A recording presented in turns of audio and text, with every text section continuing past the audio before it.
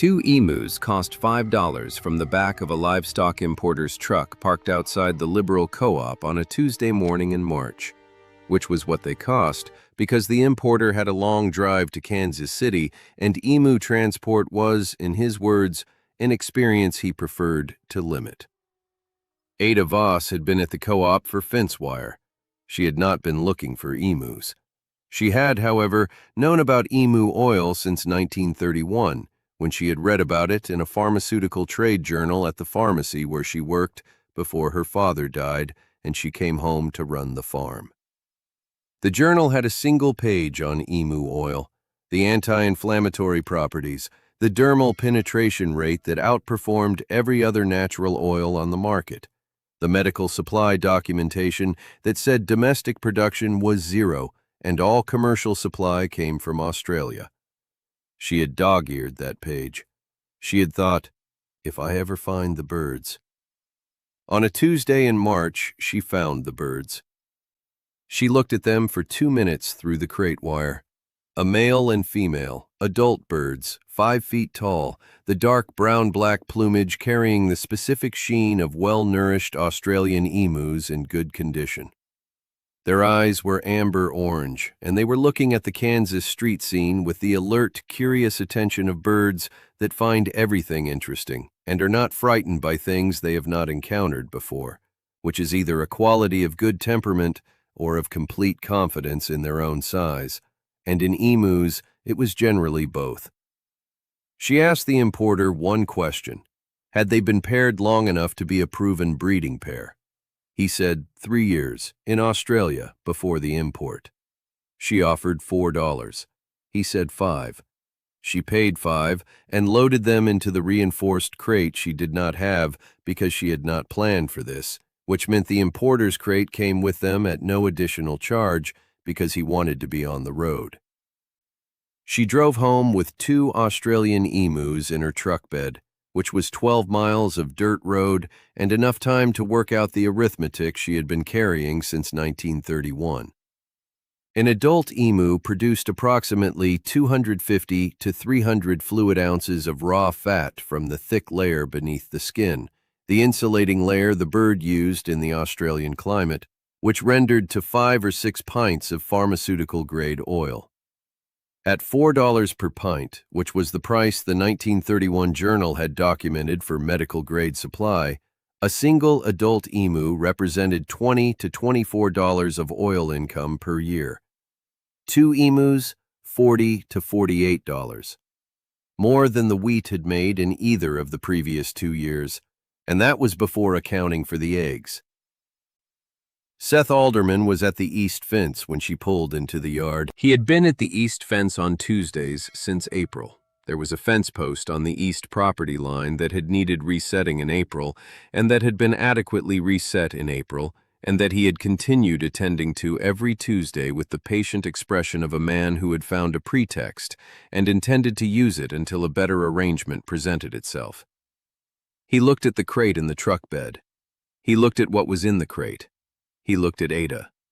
She told him what they were and what they produced, and what the oil was worth per pint, and what she intended to do with them.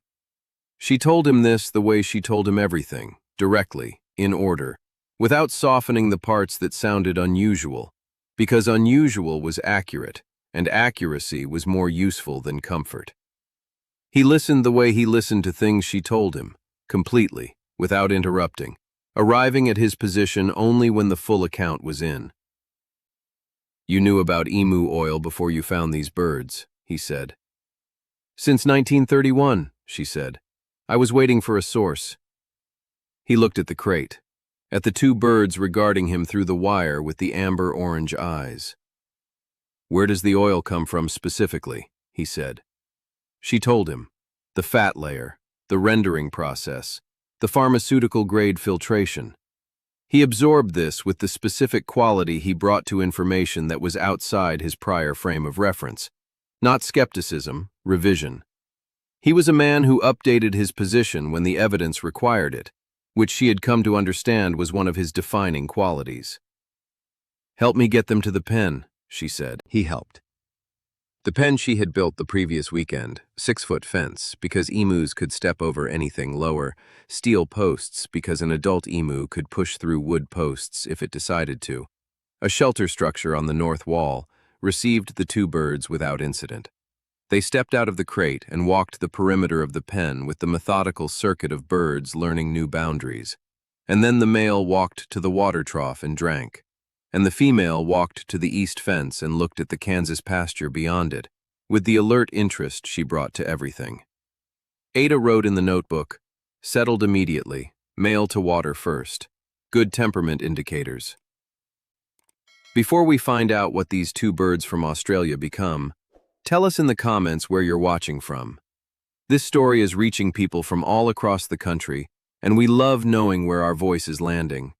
And if you haven't subscribed yet, now is the time. New stories every week, and you won't want to miss what comes next for Ada and her unusual farm.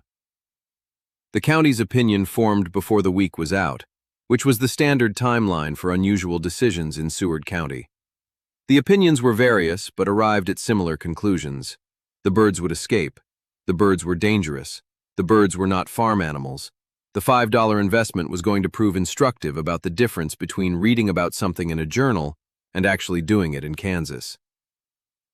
The second concern, that the birds were dangerous, had enough truth in it to require a direct response, which Ada gave at the co-op on Thursday when Walt Hensley raised it in front of 4 other farmers in a way that was meant to be rhetorical, but was actually a question she could answer.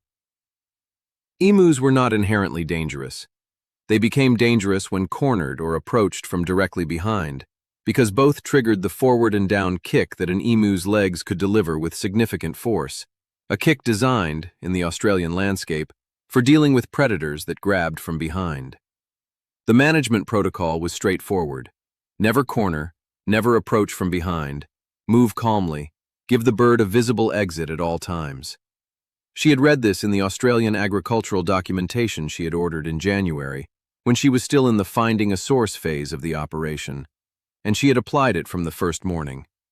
She explained this to Hensley and the 4 other farmers in the co-op, with the patience she brought to explaining things that were outside people's prior experience. Hensley nodded and changed the subject. The 4 other farmers went home and told their wives, which was how the county's commentary on the emu operation acquired a slightly more accurate factual basis within the week. She went home and continued the morning handling protocol. By the 3rd week, the male walked toward her when she came through the gate, not rushing. Emus moved with the alert, purposeful gait of birds that were interested rather than alarmed, with the forward, attentive posture of an animal that had associated her arrival with the morning feed and fresh water, and the brief health check she ran for documentation purposes. Seth watched this from the east fence on Tuesday. "He's coming to you," he said. "Associative learning," she said. "Same routine, same time, same outcome. They learn faster than most farm birds. The female is still assessing. She'll be here in another week." He looked at the male emu, who had reached the gate and was watching Ada with the amber-orange eyes and the forward ears of a bird ready for the morning to proceed. "What happens when they breed?" he said. Ada looked at him. She had been keeping this fact for the right moment since she had read it in January, because it was the most interesting fact she had encountered in 16 months of farming research. "The male incubates the eggs," she said. Seth was quiet. "The male," he said. "Sits on the clutch for 56 days, she said. "Barely eats. Loses a third of his body weight. The female lays and leaves." She paused a beat. "He does all of it." Seth looked at the male emu. The male emu looked back at him with the amber-orange eyes and the patient expression of a bird that had been having this explained to people for the entirety of its species' existence. "All of it," Seth said. "All of it," Ada said. He went back to the fence post. She went into the pen. The pharmaceutical contact in Kansas City was a pharmacist named Lyle, who had been sourcing emu oil from an Australian distributor since 1930 and whose supply had been cut in late 1934 when the distributor's shipping contract had ended and no replacement had been arranged. She had found his name through the 1931 journal's reference section, The journal had listed domestic pharmaceutical buyers who were actively sourcing the product and had written to him in February, before she found the birds, to determine whether the market was still active. His response had come in 4 days. The market was not only active, it was urgent. He had 2 hospital clients in Kansas City who used emu oil in wound treatment preparations, both of whom were currently without supply and both of whom were willing to pay above the 1931 documented rate to secure a reliable domestic source. He offered $4.50 per pint for pharmaceutical-grade oil, confirmed by his own testing. She had written back and said she would have a source operational by summer. She had not yet found the birds when she wrote that letter. She had found them in March. Summer arrived, and she had a source operational. The first oil processing happened in June from the fat Ada had been collecting and storing correctly in the cold box since April, when one of the 2 birds, an older bird, the importer had said, 7 years in Australia before the import, had died quietly in the night of what the veterinary reference described as age-related organ failure that was common in captive emus past their 10th year. She had processed the fat the following morning with the rendering setup she had built in February from the specifications in the Australian agricultural documentation, and had produced 4 pints of pale golden oil that she had filtered through the pharmaceutical-grade cloth the documentation specified and bottled in the clean glass containers she had prepared. She shipped it to Lyle with the processing documentation she had kept for each step. His payment arrived in 10 days, 4 pints at $4.50 per pint, $18, from 1 bird. She showed Seth the payment when he came on Tuesday. He looked at the number. He did the arithmetic she had done in the truck on the way home from the merchant's crate, the arithmetic that said 1 bird was $18 per processing, and a flock of 6 birds was the farm's operating costs and more. "You need more birds," he said. "I've been corresponding with a breeder in Texas since April," she said. "He has 2 breeding pairs available. The female we have now will produce eggs this winter. Emus lay November through March. Between the Texas pairs and our female's first clutch, I can have 6 producing birds by the following summer." He absorbed this. "The Texas breeder," he said. "Since April." "When I understood what the first 2 birds were going to produce," she said, "I wanted to see the oil quality before I committed to the expansion." He was quiet for a moment. "Ada." She waited. "The fence post on the east line," he said. "Which was reset in April," she said. "Yes," he said. He looked at the east pasture where the surviving female emu was walking her circuit with the methodical attention she brought to the perimeter check. He looked at Ada with the dark green eyes that had been at this fence since April and that had, in 6 months of Tuesdays, become one of the fixed coordinates of the week. "Come to supper Sunday," she said. "Not about the Texas birds, not about the oil, just supper." He came at 4:50, which she counted. "We're past the halfway point, and we want to know, have you ever seen an emu up close, or raised a bird that nobody around you understood? Tell us in the comments. We read every one. If you haven't subscribed yet, this is your reminder. New stories every week, and you won't want to miss the rest." The 2 Texas pairs arrived in September, 4 birds in the reinforced transport the Texas breeder had used, 2 males and 2 females, adults, proven breeders. She quarantined them in the adjacent pasture for 2 weeks, standard biosecurity for introducing birds to an established site, checking each bird daily during the quarantine period and documenting what she found. All 4 were healthy. All 4 settled into the Kansas landscape with the same alert equanimity the first 2 birds had shown. Emus, as a species, did not appear to find new environments particularly alarming, which Ada noted as a practical management advantage. Seth came to look at the Texas birds on the 2nd Tuesday of the quarantine period. He stood at the fence and looked at the 4 new birds, then at the original female in her separate pasture, then at Ada. "5 birds," he said. "For now. The original female will lay her first clutch in November. The male from the Texas pairs will incubate. I'll move her clutch to the dominant Texas male's enclosure once she completes the laying sequence, since her mate is gone. She looked at the notebook. If the clutch produces 4 to 6 chicks and half are female, I'm at 8 to 9 birds by the following spring. He looked at the quarantine pasture. At the 4 Texas birds moving through their new space with the purposeful circuit of birds learning boundaries. 8 to 9 birds at $4.50 per pint, he said. At 6 pints per bird per year, she said. That's the conservative yield estimate. He did the arithmetic in his head. She watched him do it. He arrived at the number and looked at her. Ada, he said. Yes, she said. The eggs, he said. The dark green ones. What do they sell for? She had been waiting for him to ask this because the egg market was the part of the operation she found most satisfying. Not the highest per unit value, but the most unexpected. Emu eggs were sold to 2 different buyers. The culinary market, where a single emu egg replaced 10 to 12 chicken eggs and sold to specialty grocers for $3 to $4 each, and the artisan market, where the thick carved shell was sold to craft buyers who turned them into decorative objects that commanded prices Ada had found difficult to believe until she found the buyers herself. She told him both prices and the specific buyers she had found for each. The culinary market buyer was a specialty grocer in Wichita who had been looking for emu eggs since a chef at one of his restaurant clients had requested them after reading about them in a New York food publication.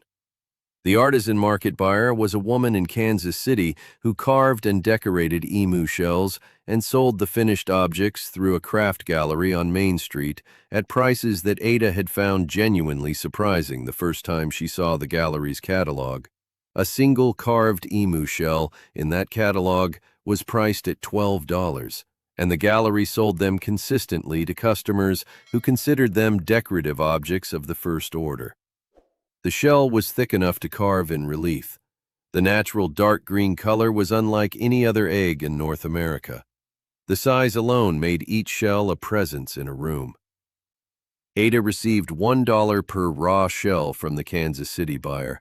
The buyer did the rest and kept the difference, which was her right, and which Ada did not begrudge because the buyer had found the market and developed the relationship and was doing the carving, which was considerable skilled work. What mattered to Ada was the math.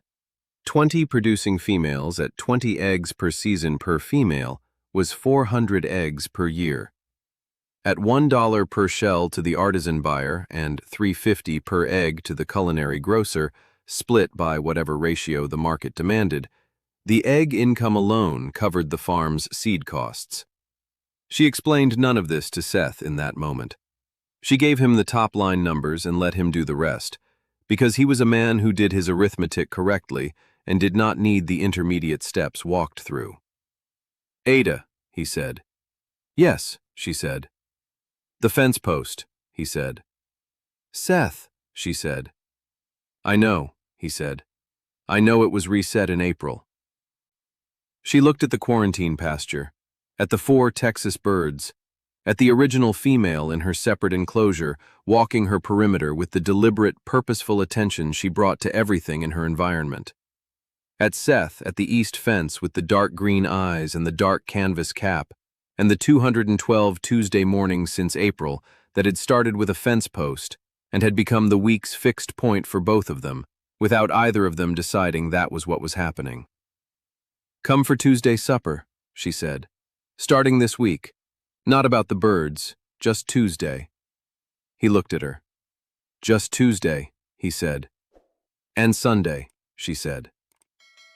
He came Tuesday at 5:30. He came Sunday at 4:50.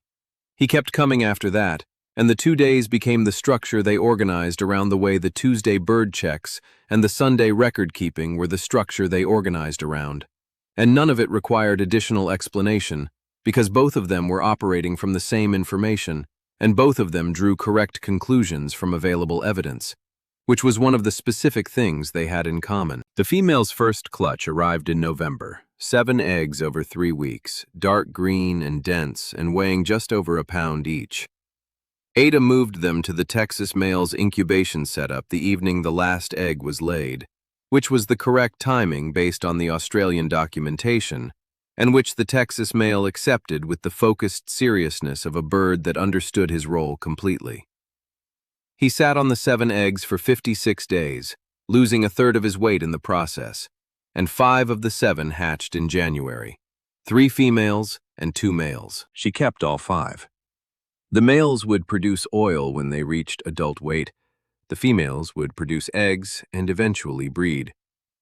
The operation that had started with $5 and a merchant's truck was, in January of 1937, a 7-bird operation with 2 established buyers and a third correspondence in progress with a cosmetics supplier in Chicago who had read about emu oil in a trade publication and written to the Seward County Extension Office, which had given her Ada's address. Seth was at the east fence on the Tuesday the Chicago letter arrived. She handed it to him without saying anything. He read it and handed it back. "A cosmetics supplier," he said. "They use emu oil as a carrier in skin preparations," she said. "The dermal penetration rate makes it more effective than standard carrier oils for delivering the active ingredients.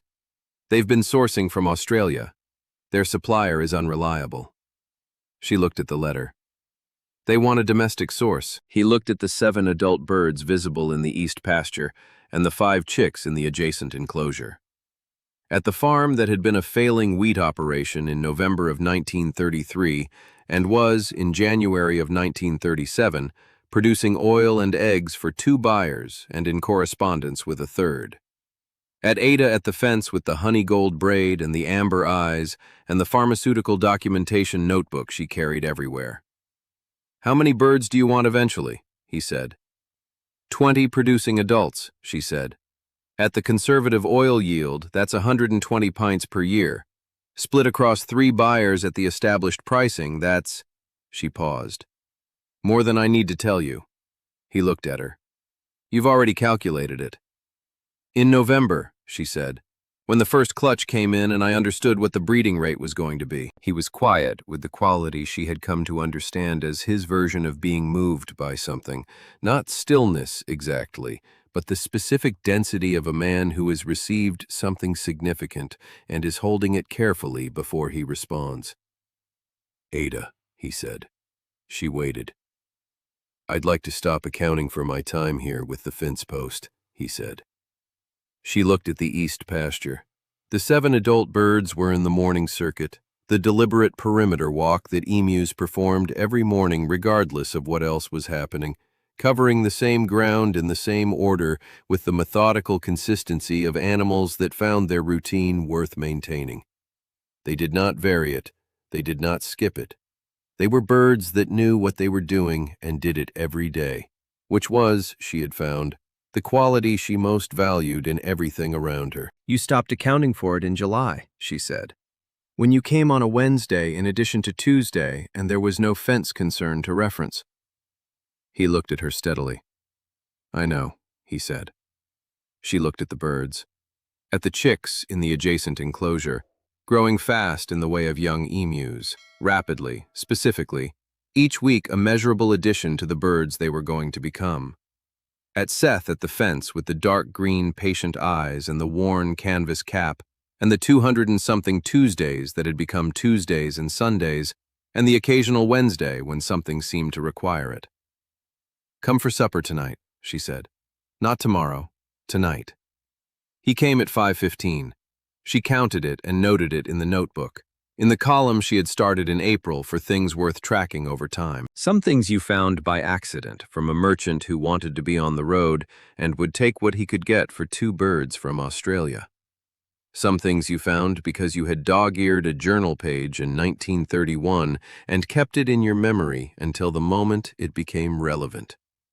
The best operations were built from both, the prepared mind and the unexpected Tuesday.